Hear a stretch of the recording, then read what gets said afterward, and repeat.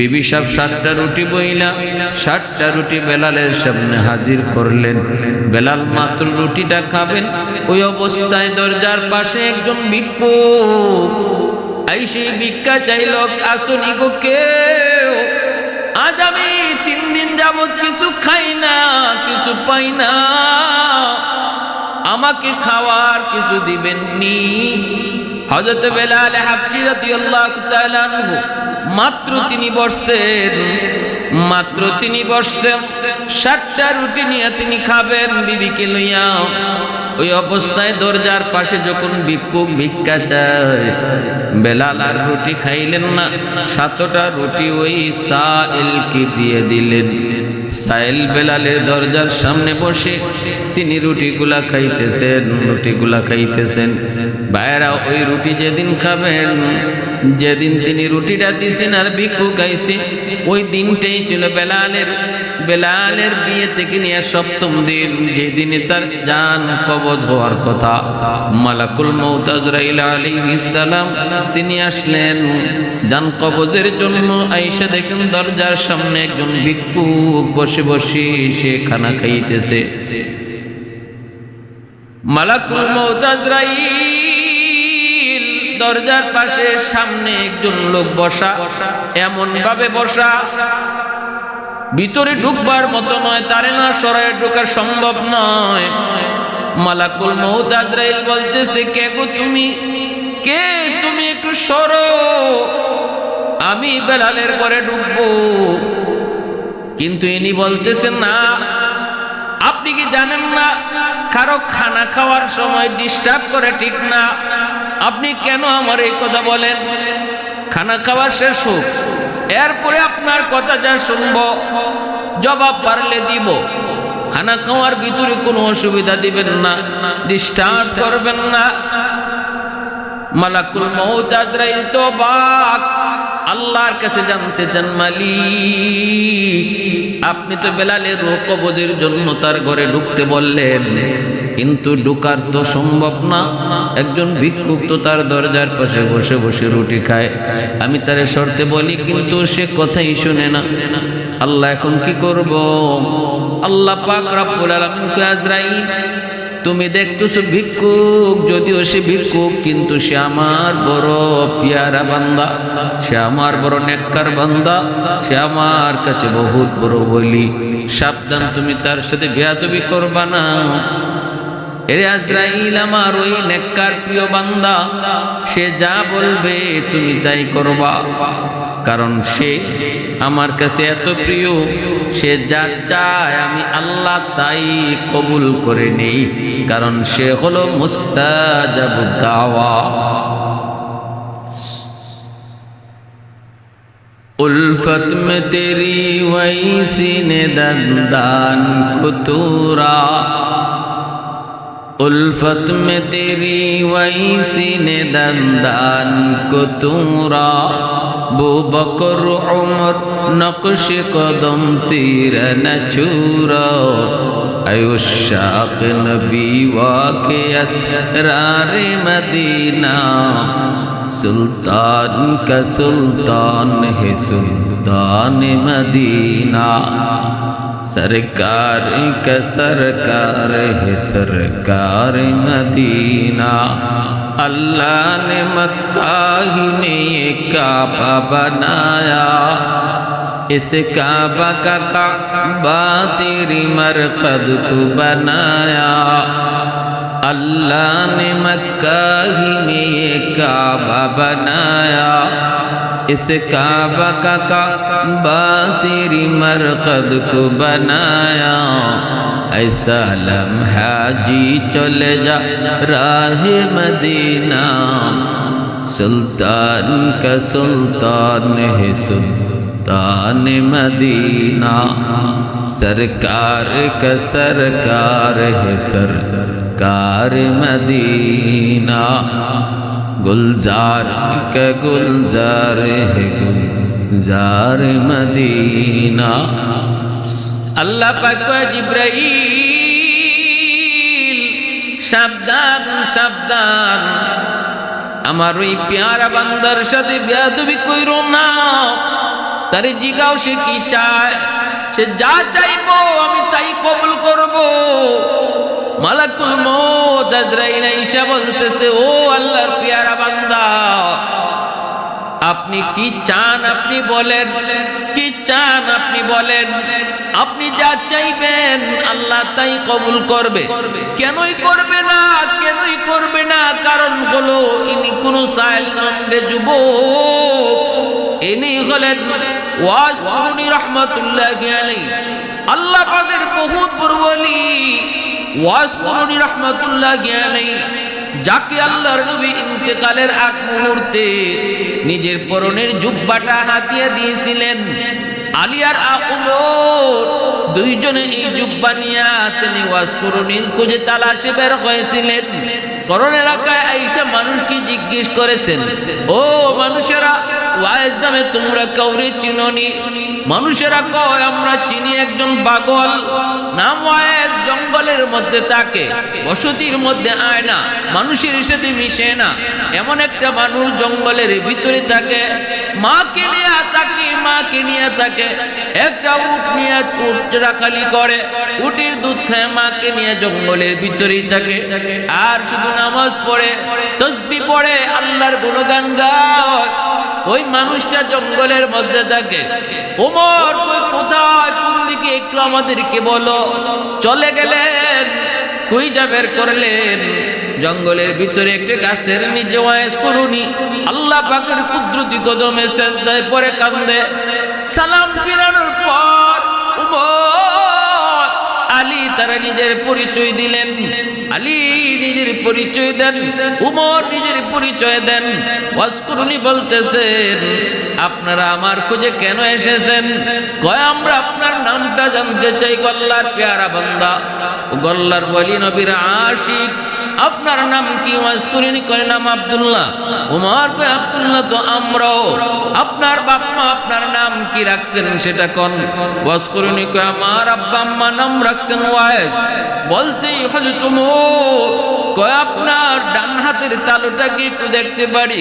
ওয়াজ করিনি ডান হাতের তালুটা দেখানো মাত্রই নবী বলে দিয়েছিলেন, ওমর আমার পাগল ওয়াজ করিনি যে আল্লাহর প্রেমিক, তারে যখন পাইবা তার চেহারাটা এমন, তার চুলগুলি এমন, তার বডিটা হবে এমন, হাতে তালুতে একটা সাদা দাগ একটা দেখতে পাইবা। ওই সাদা দাগটাও তারা পেয়ে গেলেন, চেহারাও মিলে গেল।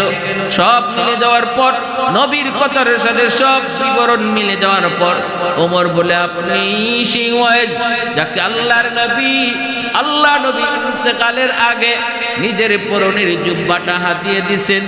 ও গো আল্লাহর গোলাম, ও গো আল্লাহর আশিক, ও গো আল্লাহ প্রেমিক, ও গো নবীর আশিক, নবীর সাথে থাকছি কিন্তু নবীর পরনের জুব্বা হাতিয়া পাই নাই, অথচ আপনি আল্লাহর নবীকে দেখেন নাই, নবীর পরনের জুব্বা হাতিয়া পেয়ে গেছেন। কোন কারণে? ওয়াজ করুনি কয় আমার মার দোয়া। আল্লাহু আকবার, জোরে বলি আল্লাহু আকবার। আমার মার দোয়া, আমার মার দোয়া, মার দোয়ার খাতিরে ওয়াজ করুনি এত দামি, এত দামি।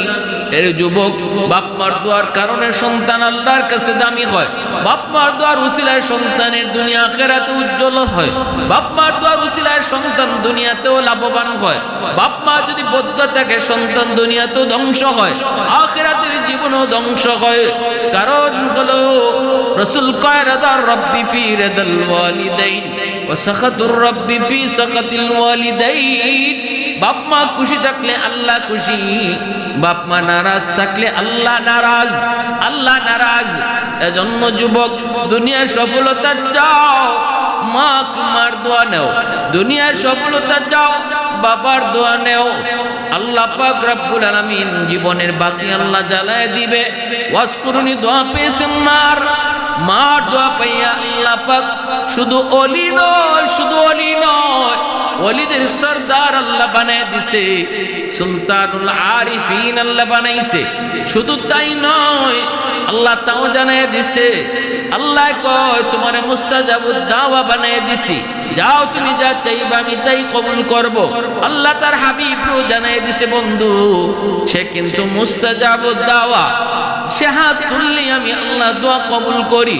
এজন্য উমর তিনি আল্লাহ নবীর জুব্বা হাতিয়া দিয়া বলতেছেন, আর নবী কইছেন যেন আপনি আল্লাহ নবীর গুনাহগার উম্মতের জন্য আল্লাহর কাছে দোয়া করেন, সুপারিশ করেন, কারণ আল্লাহ আপনার দোয়া ফিরায় দেয় না, আল্লাহ আপনার দোয়া ফিরায় দেয় না। সাল্লি আলা আপকা ফয়জান রিসালত, সাল্লি আলা আপকা ফয়জান রিসালত, जो मिसल हजर था वो हवा रिश्क रही ना, सदक़े में तेरे हो गया हो रखबर उम्मत, जो कुफ्र की जुल्मत से तायक अब्द कबीना, जो क़ल्ब परीशा का सदारन जो आलम से, जो क़ल्ब परीशा का सदारन जो आलम से, फैज़ान नबूवत से मिला उनका सकीना, फैज़ान नबूवत से मिला उनका सकीना।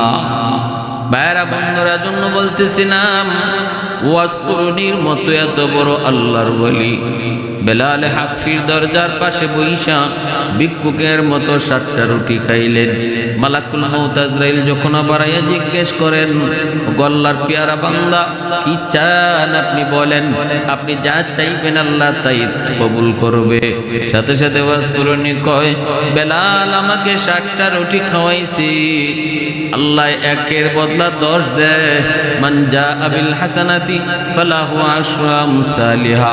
আমি 7 বছর হায়াত বৃদ্ধি চাই না, একে 10 যদি হয় 70, আমি বেলালের জন্য আল্লাহর কাছে 70 বছরের হায়াত বৃদ্ধির দোয়া করি। মালাকুল মউত আজরাইল কয়, আল্লাহর বান্দা এটা কেমনে সম্ভব? আল্লাহ তো আমারে পাঠাইছে বেলালের রূহ কবজ করার জন্য, জান কবজ করার জন্য। ওয়াসকুরনি কয়, এত কিছু বুঝি না, যদি বেলালের আরো 70 বছর হায়াত বৃদ্ধি করা না হয়, আমি আমরণ তার দরজার পাশে দাঁড়ায় থাকবো, দরজার পাশে বসা থাকবো, কোন পথে আপনি ঢুকবেন ঢুকতে দেব না। মালাকুল মউত আজরাইল কে আল্লাহ ডাক দিয়ে, আজরাইল আমার পেয়ারা বান্দা ওয়াসকুরনি যা কইছে আমি আল্লাহর কাছে তা মঞ্জুর, জানায় দাও আমি বেলালের হায়াত আর 70 বছর বৃদ্ধি করে দিয়েছি। সুবহানাল্লাহ। मैं तालिब मौला हूँ मेरे इश्क निराला, मैं तालिब मौला हूँ मेरे इश्क निराला, है जुमला जहाँ जिनके तजल्ली से उजाला, है जुमला जहाँ जिनके तजल्ली से उजाला, माँ दर्द जहाँ गैर खुदा यार नदारे, যদি याद खुदा ही दिगर कार नदारें, যদি याद खुदा ही दिगर कार नदारें। মূলত আল্লাহ পাকের তকদিরে বেলালের হায়াত আরো 70 বছর পরে ওনার মা জান কবজের রূহ লেখা ছিল, কিন্তু আল্লাহ পাক রব্বুল আলামিন এর আগে এমন একটা ঘটনা ঘটে আল্লাহ পাক বুঝাইয়া দিয়েছেন, আল্লাহর গোলাম ভিক্ষুকে ভিক্ষা দিলে, অভাবী মানুষকে খাওয়াইলে, অভাবী মানুষকে খাওয়াইলে, বিপদে পড়া মানুষের পাশে দাঁড়াইলে, অন্তর থেকে যে দোয়া করে, এই দোয়ার উসিলায় আল্লাহ পাক মানুষের হায়াতের ভিতরে বরকত বাড়িয়ে দেয়। যদি হায়াতের মধ্যে আল্লাহ পাক রব্বুল আলামিন কোনো বিপদ অ্যাক্সিডেন্ট থাকে সেটাও আল্লাহ দূর করে দেয়। আল্লাহ পাক তো কাদিরে মতলক, আল্লাহ পাক চাইলে তার হায়াত আল্লাহ নিজেই বাড়িয়ে দিতে পারে। সম্পূর্ণ ইখতিয়ার কার হাতে? একমাত্র আল্লাহর হাতে। সম্পূর্ণ ইখতিয়ার একমাত্র আল্লাহর হাতে।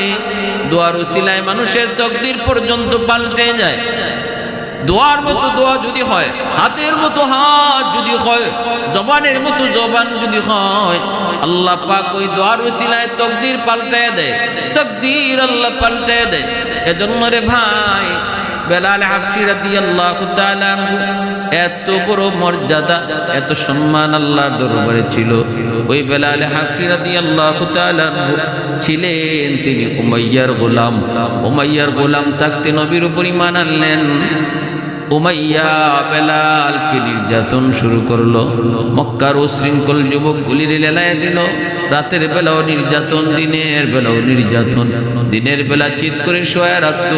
উত্তপ্ত মরুভূমির প্রান্তরে সেই কড়া রৌদ্রের মধ্যে শোয়া রাখতো। নিচে ছিল প্রচন্ড গরম পাথর, গোশতগুলা খসে খসে পড়ে যাইত। সে আহত শরীরে আবার রাতের বেলা ব্যথাঘাত করত। এত নির্যাতন, এত নির্যাতন বেলালের উপর।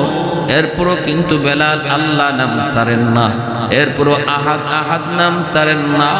তখনই উমাইয়া সিদ্ধান্ত নেয় বেলালকে বিক্রি করে দিবে। হযরত আবু বকর সিদ্দিক আল্লাহর নবীকে বলেন, নবী গো, বেলালকে উমাইয়া মেরেই ফেলবে গো নবী, অনুমতি যদি দেন আমি বেলালকে কিনে আনবো। আল্লাহর নবী কয়, আবু বকর, আমারও কিছু পয়সা সাথে নিও, কারণ আমার বেলালের কি পরিমাণ মর্যাদা কেউ না জানলো, আল্লাহ আমারে জানাইছে। কিয়ামতের ময়দানে আল্লাহ যখন জানতে চাইবো আমার বেলালকে কে কে কিনছো, তখন আমি যে রাসূল যেন বলতে পারি, মালিক আবু বকরের পয়সার সাথে আমারও কিছু পয়সা ছিল। সিদ্দিক আকবর নিয়ে আসলেন। উমাইয়াকে জিজ্ঞেস করলেন, উমাইয়া বেলালকে বিক্রি করবি? কহ কত? কয় 10 দিরহাম দিলাও। আবু বকর সাথে সাথে 10 দিরহাম দিয়া দিলেন। উমাইয়া কয়, আবু বকর, ভাবছিলাম তুমি বড় বুদ্ধিমান, কিন্তু এখন দেখি তুমি বোকা। আরে আমি চাইলামই মাত্র 10 দিরহাম, তুমি যদি 1 দিরহামও কইতা আমি বিক্রি করে দিতাম, কারণ বেলাল আমার কোনো কথাই শোনে না, কোন দিন জানি মইরা যায়। এর চেয়ে 1 দিরহাম পাইলো আমার লাভ, আমি তোমার কাছে বিক্রি করতাম। 1 দিরহাম পাইলো, তুমি তো বোকা মানুষ, চাইলাম যে তো অতই দিয়ে দিছো। আবু বকর কই, উমাইয়া আমি বোকা না, তুই ঠকছো, আমি ঠকি নাই, তুই ঠকছো। কারণ বেলালের মর্যাদা তুই বুঝো নাই, বেলালের মর্যাদা বুঝেছেন রাসূল, যার কারণে নবীজি নিজেও টাকায় শামিল ছিলেন, পয়সা দিয়ে শামিল হলেন বেলালকে কেনার জন্য। সম্মানে তো ইজ্জত আল্লাহ তারে দিলেন। সেই বেলাল হাবশী রাদিয়াল্লাহু তাআলা আনহু হাসরের মাঠেও আল্লাহ কইব, বন্ধু আজান দিতে বলো। কে দিবে গো মালিক আজান? আবু বকর নিয়ত করছে আজান দিবে হাসরের মাঠে, উমর মনে করছে আজান দিবে। আল্লাহ কো, বন্ধু দুনিয়াতে যে বেলাল আজান দিত ওই বেলালকে আজান দিতে বলো। রাসূল বলে, আযিন ইয়া বেলাল, কারণ মদিনার মসজিদে আজান হতো আর আমি আরশের মালিক বেলালের আজান শুনতাম।